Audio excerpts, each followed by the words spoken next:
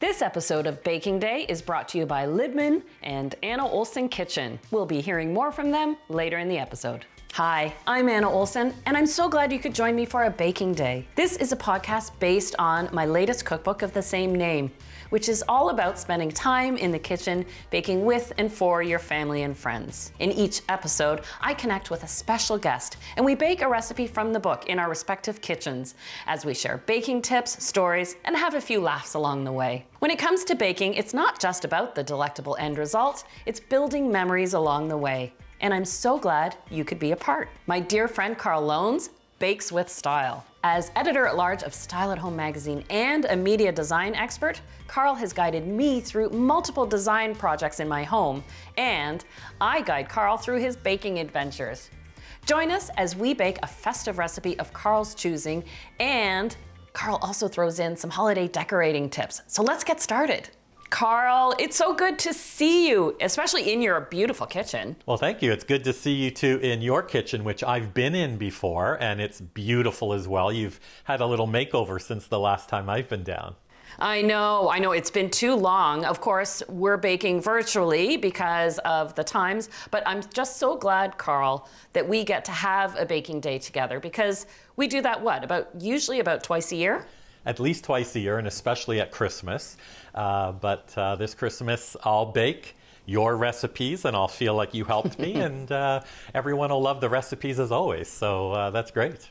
And I think this is fantastic that everyone can join us because this is real. We do have baking days together. It's not just about family when you bake together. It's about friends too, and we would exchange what we bake and share tips. And I'm always learning some amazing things from you. You're an incredible baker, Karl.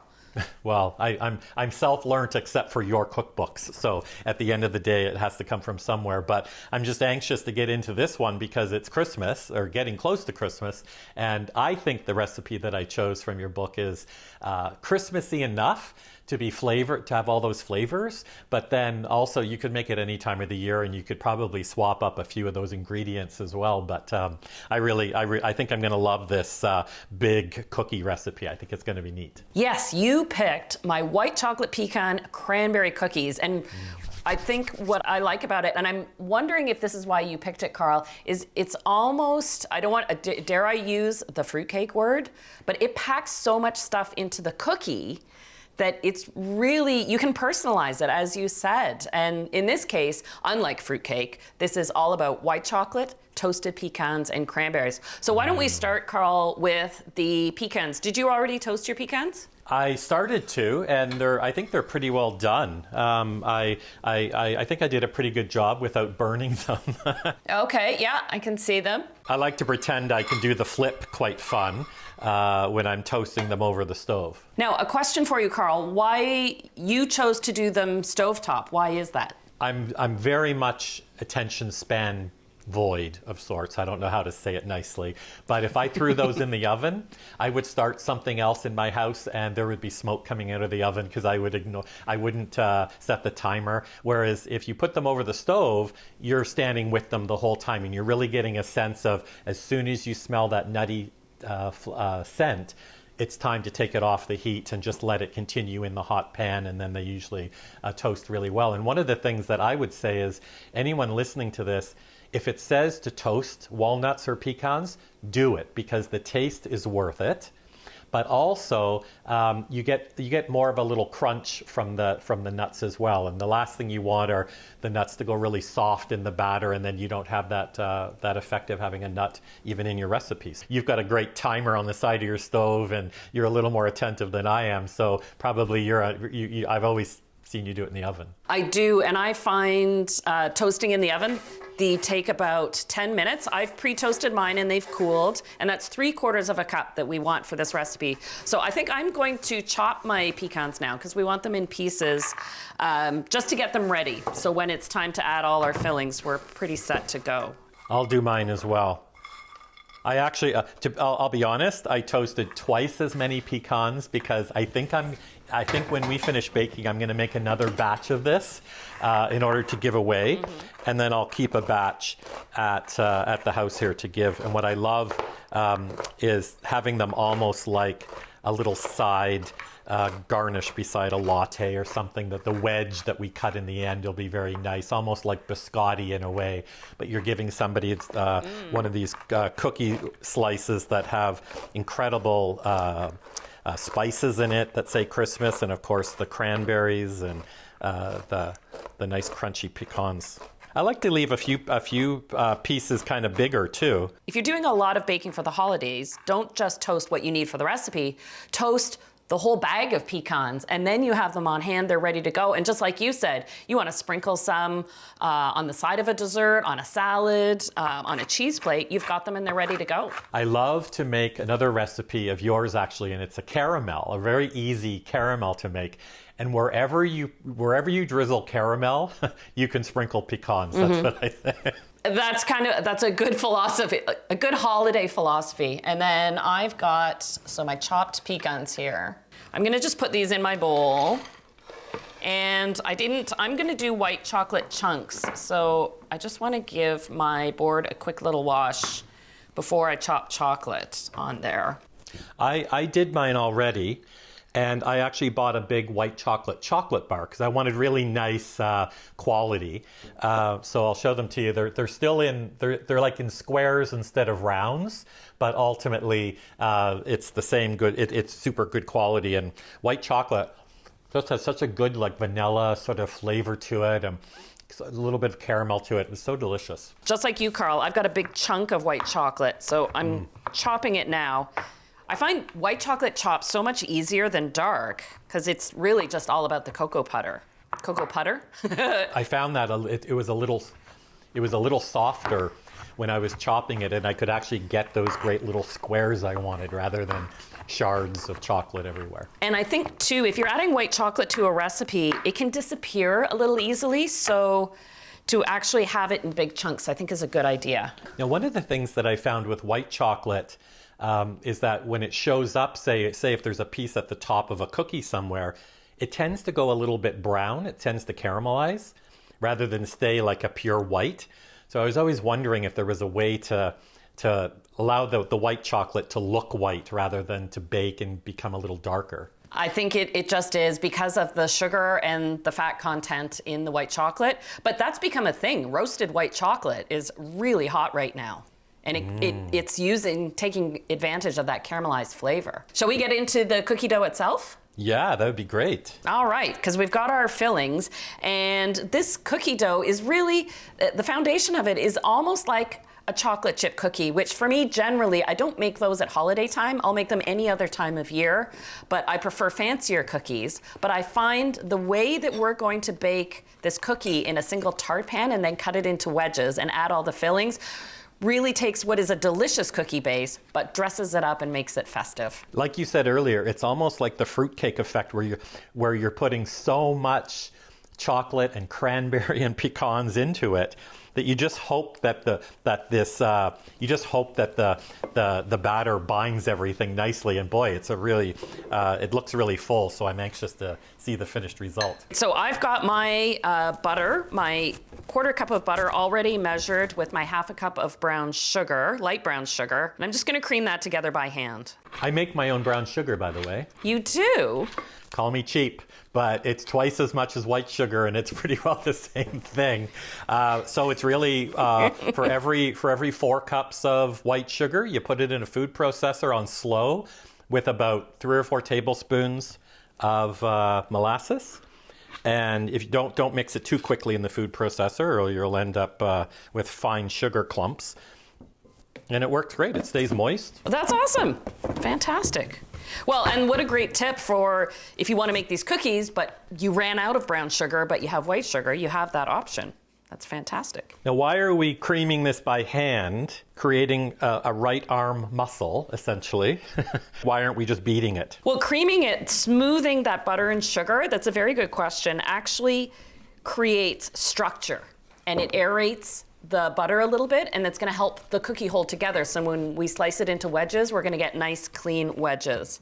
And it's such a small amount, I find that it's not worth setting up the mixer. And here's my dough. So there's really not a lot to start with.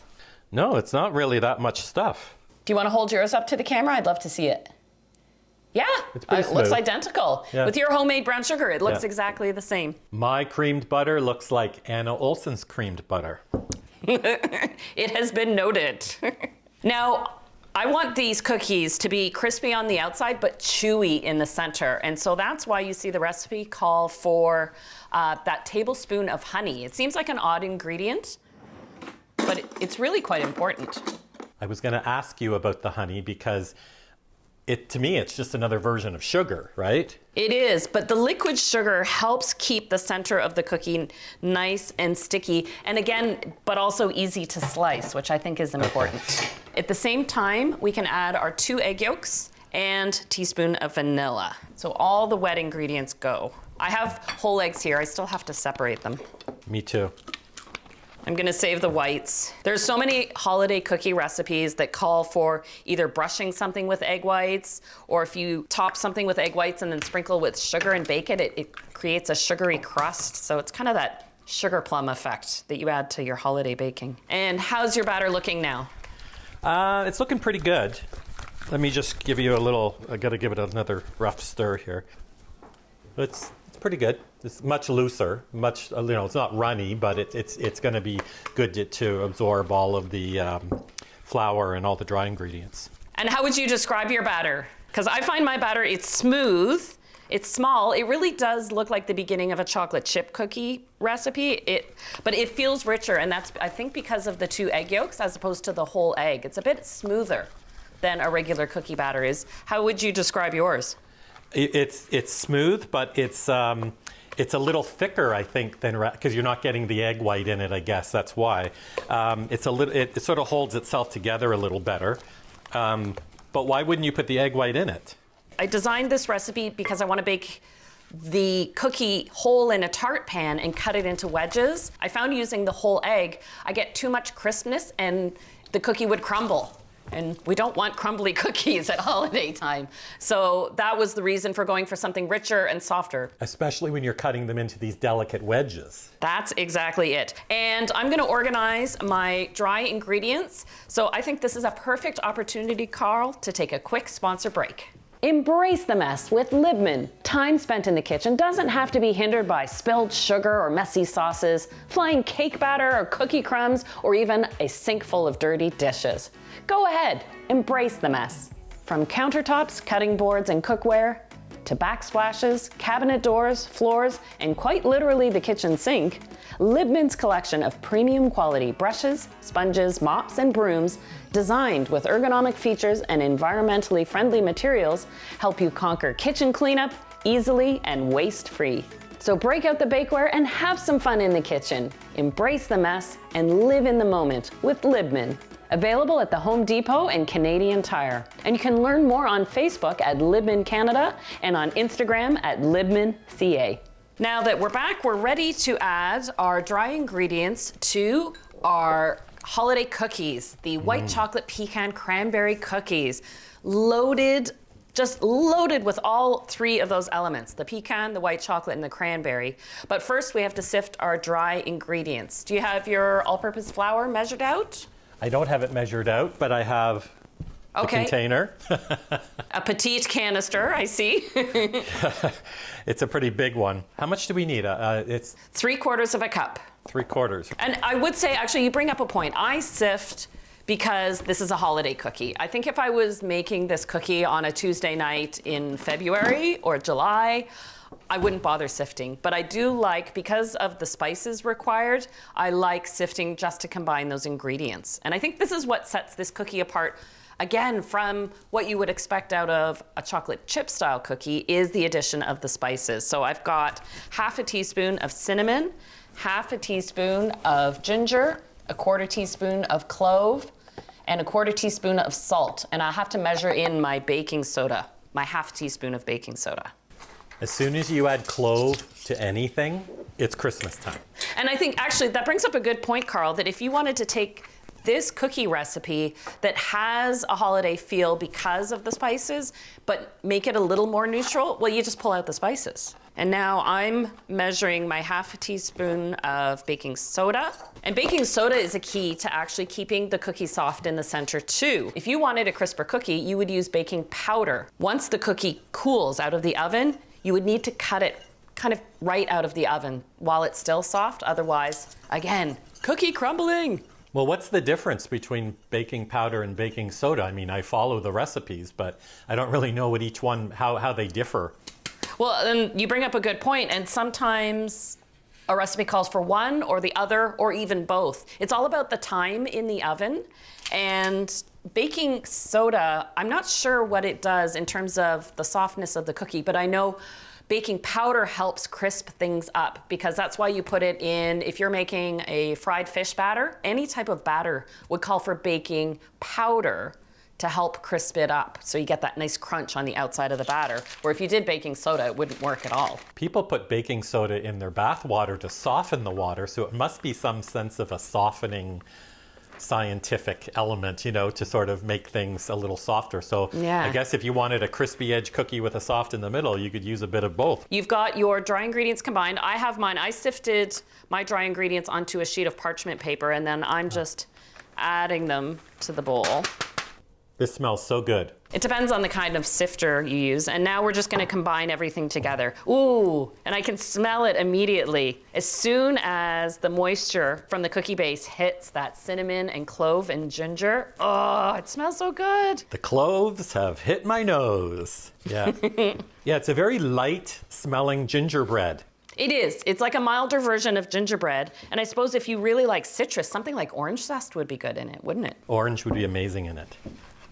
Candied orange, some candied orange, maybe instead of the cranberries. Oh, you could totally do that, 100%. With dark chocolate instead of white chocolate. You could totally switch up the add-ins. So I've got, it's not a lot of batter, is it? It kind of reminds me of the recipes to make like a pan cookie, like you put it in one pan and bake it, kind of like one giant cookie. It's very similar to that. Like you don't really have a lot of the batter. It's really about the fillings we add, and we are literally doing that. We're going to bake this in a single pan. I feel that it's such a small amount of batter that maybe this is just a cookie for me. Well, maybe it is just a cookie for you, Karl. We'll get the first one going, and then you can decide. So now that the dry ingredients are fully blended, and the batter's quite soft, so I actually have a little dish of flour handy in case I want to dip my fingers in to help pat it into the pan. But okay. Now is the time when we want to add those ingredients. So the 3/4 cup of chopped pecans and the 1/2 cup each of white chocolate and cranberries. But of course, I picked these to put in the book because I like that combination. But you brought up a good point, Karl. You could use any nut you wanted, or you could go nut-free. So long as you use that same volume of filling ingredients. It could be dried cherries, it could be raisins, it could be walnuts, pine nuts, chopped almonds, really just about anything. Hazelnuts, ooh, would be good in there. So I'm tipping those into my bowl along with the cranberries, let them tumble in. Now the whole point is to get them as covered in this small amount of batter as possible. There are more add-ins than there's batter. There's more goodies. There's more bricks than mortar, right? I love that. Yep, I would agree. There you go. I think it's pretty good. Oh, that looks great. And there's mine. Yeah, they look pretty much the same, don't they? Yeah, it's an easy thing. It's an easy recipe, really. Well, thank you. And it's meant to be. I don't want, holiday baking can be a bit of a project, and maybe you've pared down this year. I've pared down a little bit this year, and this is why I like this recipe, because you get 16 wedges as opposed to 8 dozen cookies at the end. And so I've got my removable bottom tart pan, and it's greased. Me too. You're all set. Now this one is, you called for, I believe, a 9-inch pan. Mine's about a 9.5, but I'm hoping that the batter kind of spreads a little bit and it'll puff it up. So that'll be my experiment with this. It's just a little bit bigger of a pan. And you know, Karl, with a different size pan, you should be just fine. And it's worth pointing out that if you don't have, because I've got a fluted tart pan, like you would use to make a French tart, and it's got that removable bottom. You could easily make this using a square 9-inch pan or a round 9-inch cake pan. You would just have to grease it and then line it with parchment so that the parchment comes up the sides. That way, once the cookie is baked and cooled, you can pull it out easily to slice into wedges or even square portions. So I just clunked the whole lump of dough into my pan. Dense now the and fun. thick. Now the fun starts. So I'm going to dip my fingers in flour as I press it just with my hand. You could do the same thing with the back of a spoon or a spatula, but I like getting in there with my hands. It's getting baked after all. And so the flour on your hands helps it keep from sticking. And you just want to fill in all the gaps. There we go. It's not crumbly at all. Even with that little bit of batter, it holds all of those goodies. Yeah, it's really a creamy batter. I mean, it looks like the type of batter that you want to eat just right now. Like it's that type of batter because it's got so many good things in it. But I won't. Oh yeah, imagine you could scoop it and freeze it and then just snack on it. But you shouldn't. You should actually bake it. It's quite spreadable, actually. I'm kind of spreading out the edges. Let me show you. Hey, yours looks great. All right, that's fantastic. All right. And you know what surprised me when I was playing with this recipe, Karl? How it doesn't take much longer to bake than a batch of chocolate chip cookies. Even in this large form, I give it 14 to 16 minutes in a 350 oven, and it turns a nice golden brown, a little darker in the edges, and then you know you're set and it's ready to come out of the oven. Nice. Do you have your oven preheated at 350? Truth be told, I'm using I have a large toaster oven and I'm going to use it because I want to, I do a lot of baking in it, so I don't have to heat the big oven. I don't have the pro oven like you do there, but I'm going to pop it into the smaller oven and then we'll compare them at the end as well. Oh, I can't wait. I think this is a great test. Let's put it, so it's great advice if people are watching and they want to use their toaster oven. Well, Karl, while our cookies bake, I think this is another great moment for a message from our sponsors. See you in a few. We bakers have a lot in common. We love spending time in the kitchen, baking for the joy of it, and of course, sharing what we make. Part of feeling that joy is having the right tools to get beautiful results. And the Anna Olson Kitchen Collection meets all your baking needs. There are over 70 pieces to choose from, but let me show you some of my favorites, like my digital scale. It's got a sleek, compact design, and I love that it has no seams, so you won't get flour or sugar built up in the edges. This is my French tapered rolling pin. It's made of acacia wood, and you can really use that tapered edge to coax the dough into the perfect shape. But really, I think my all-time favorite piece is this cake turntable. It's got a tempered glass top and it sits on ball bearings, so it spins smoothly and level. And it's so pretty, you can go from the kitchen to the table with it for that big ta-da moment. You can visit annaolson.kitchen to check out the full collection, and you'll also find baking tips, recipes, and where to buy these quality pieces. Welcome back to my baking day with Karl Lohnes. And Karl, I want to hold you to getting some holiday decorating tips because that is your area of expertise. Even though I have to say, Karl, you are an amazing baker. How long have you been baking? Probably about 15 to 20 years I've been baking, and really it started when I was traveling a lot for work. I would go and speak at home and garden shows or go to different events around Canada and the United States. And I would come home and all I'd want to do is stay at home the next day. And I thought, why not just bake something? And it was so therapeutic to do it. So even through these times, baking has been a regular process of getting me up from the desk and into the kitchen and then back to the desk and then timing things. And I really did go through 160 pounds of flour in about 5.5 months. I was baking bread for everybody I knew. Sourdough, of course. That is truly at the heart of what a baking day is. It's about the time that you spend doing the baking and thinking of the people you're baking with or for that gives it meaning and value. And then outside of that, it's so satiating to have the smells. Like as this cookie baked, you could smell the hints of the cinnamon and the ginger in there. And then the cranberry and the pecans, there's a butteriness that comes from those aromas. So here it is out and cooled, but still in the pan. So it looks like a giant chocolate chip cookie, really, doesn't it? Yeah, I've taken mine out. I have to say it removed very easily. I put mine on a wire rack because I didn't want it to go soft underneath by putting it on something solid because it was still a little bit warm. So it's air dried and it's nice and cool now, so it should cut really well. I just took the ring off my pan, and now I'm going to take a spatula and just try and separate, because I cooled mine completely in the pan. And I'm just going to loosen it from the bottom. I did grease the pan. So I'm running my palette knife, my offset spatula, just underneath, in between the cookie and the pan, and there we go. It just slides right off onto the cutting board, and it's ready to be sliced. So I realistically get 16 wedges from this 9-inch round, but I suppose you could make them bigger or smaller. You could make a dessert out of this because they are soft enough that with a scoop of ice cream, some caramel sauce, and maybe some of those extra pecans could be delicious on top. So I have to ask your advice, when we're slicing this, are we doing 4 and then dividing it up, or how do you normally get all your slices even? That's a good question, Karl. I think, yes, if we cut it into quarters, so go from 12 o'clock to 6 o'clock, and then we'll go from 9 to 3. That gives us 4 quarters. Look at this. It cuts beautifully. Look. And look at all it's like that I could just goodness eat this inside. like a sandwich. It's so... I know, it's going to slice beautifully. This is great. Now we cut each quarter in half, and then we cut each of those in half again, and that will get us our 16 slices. Ah, okay. So now we have 16 evenly sized, evenly proportioned wedges.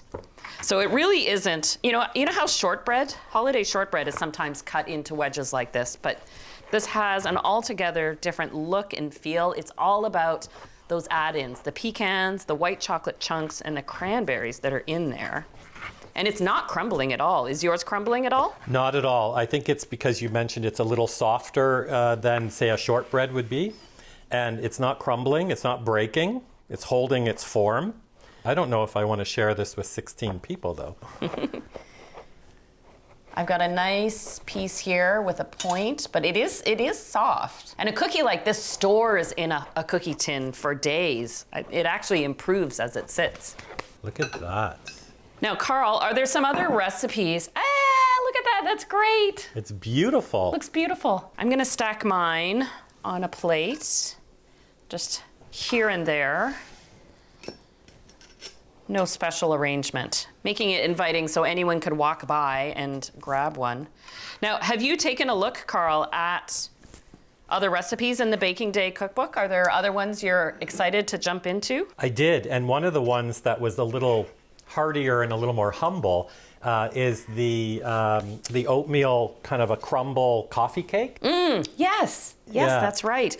And it's up to you. The coffee cake itself is super simple. You soak the oats first to make them fluff up, and then you add your other ingredients to the batter. It's a simple oat cinnamon coffee cake, but then if you want to make it decadent, you make a pecan coconut gooey topping, and you spread that on while the coffee cake's warm. It kind of soaks in a little bit. It's really, really tasty. Oh, beautiful, Karl. That looks great. You do have that eye. And here is my stack. What? So I'm gonna dive into one. Do you want to try a taste? I will. It is like chocolate chip cookie Christmas. I mean, it really has that softness, little crunch on the outside, the dried fruit. The crunch from the pecans. And then the little sweet hits of the white chocolate in there. It really is. It's a treat. It's meant to be a treat. I'm getting the crunch on the outside of the cookie, but the center is definitely quite soft, which is great. I love this. So, Karl, while we're enjoying these white chocolate cranberry pecan cookies, why don't you give us some decorating tips? Because I have always valued your advice over the years. You've really helped me with things from bathroom design to simple mantelpiece decor. But, I think I struggle sometimes with how to make the kitchen feel festive but it of course needs to remain functional. So it's not like I can put sparkly things in here or big garland. I have to be able to work in the kitchen. So do you have any thoughts? What you need to do is make sure that everything you're putting in there is attractive but utilitarian of sorts. So for instance, I've got this small tree here beside me on my island. Later this week, before the odd person pops by to say hi, I'm going to fill it full of tangerines and little gingerbread cookies and almost edible things that people can take with them if they feel like it. But that'll make it look pretty, and also the food on the tree belongs in a kitchen, so it makes sense. You could take a nice wide piece of ribbon, put it across your refrigerator door like a gift, unless you've got, of course, 5 million photos of grandkids and children all over your fridge door, and recipes, of course. But putting a nice big ribbon across there can add some graphic input to the kitchen without hanging boughs and glittery wreaths and things like that. And the other thing, which kind of goes well with these cookies, is I like to set up a little bit of a self-serve tray at the end of the counter that kind of stays out. I put a glass dome over it. It'll be some cookies, it'll be some fruit.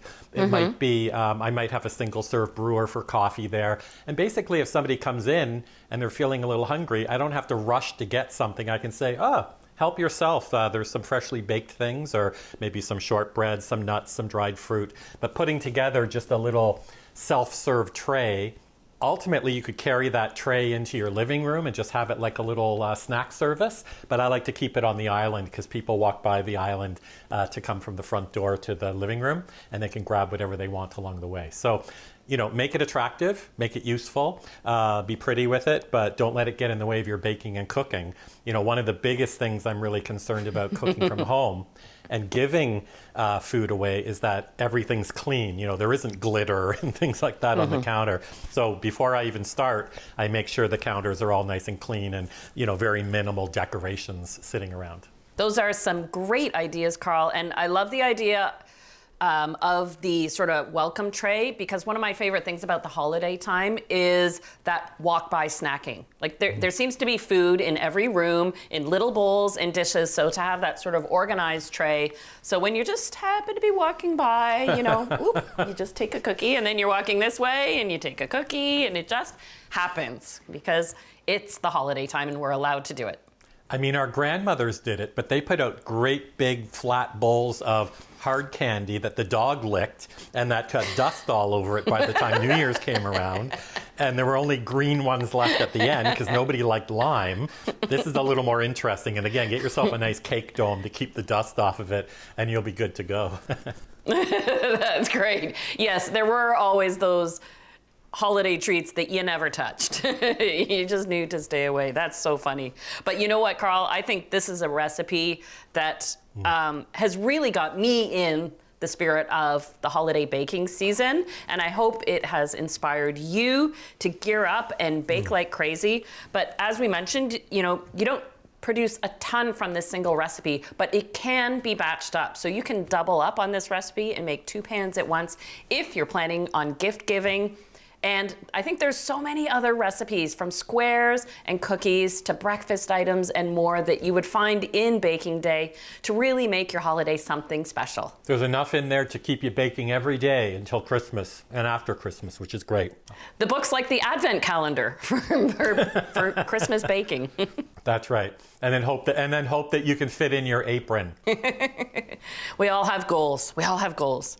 Well, Karl, it has been such a treat, and even though we can't have a baking day in person like we like to do together at holiday time, I'm so glad we could have a baking day together like this, and we have something delicious at the very end. This really has helped to launch Christmas, especially when you're by yourself at home baking, and what a great recipe to start. I can't wait for the odd person to stop by so I can give maybe just a few to them, you know, not all of it, but a few. Keep a few for yourself. Happy holidays to you, Karl. Thank you. Happy holidays to you too. Thank you so much for joining us. I hope you picked up some baking tips, some inspiration, and had a few laughs. I know we sure did. And you can pick up your very own copy of Baking Day at your favorite retailer, online, or you can get an ebook version if you wish. That way, you can have your very own baking day. We'll see you soon. Keep it sweet.